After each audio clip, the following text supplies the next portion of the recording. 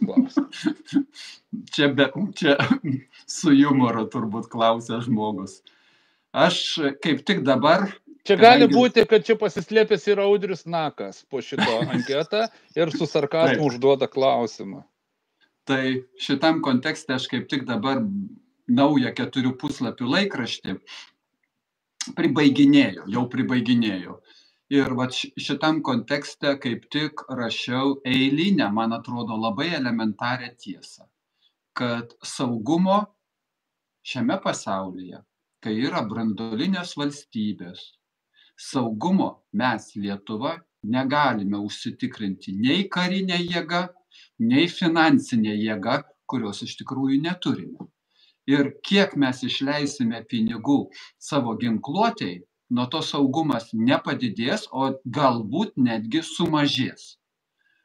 Tai, bet biznio požiūrio žiūrint, iš biznio požiūrio, tai čia taip pat, kaip sakė Assange'as, Julianas Assange'as, kad Amerikos interesas yra, kad karas būtų be sustojimo, nenutrūkstamas. Amerikai nereikia karo pergalingo, nes pasibaigė pergalingas karas ir karinis biznis, karinės amunicijos, šaudmenų, lėktuvų, tankų nebereikia, nieks jų nebenumuša.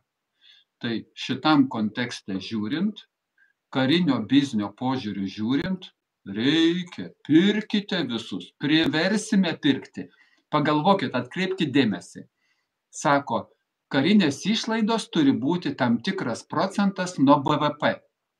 Taigi, argi nuo absoliučios pinigų sumos priklauso? Nepriklauso, priklauso, kur mes tuos pinigus išleisim. Galim išleisti povandeniniam laivam, o mus puls pavyzdžiui, iš oro. Nu, koks skirtumas, kiek mes tų pinigų sukaupsime? Svarbu tikslingumas. Ir vėl, karo atveju, tai kodėl mus turi užpulti? Tai pradžiai mūsų politika turi būti tokia, kad mes nesukeltumėm grėsmės.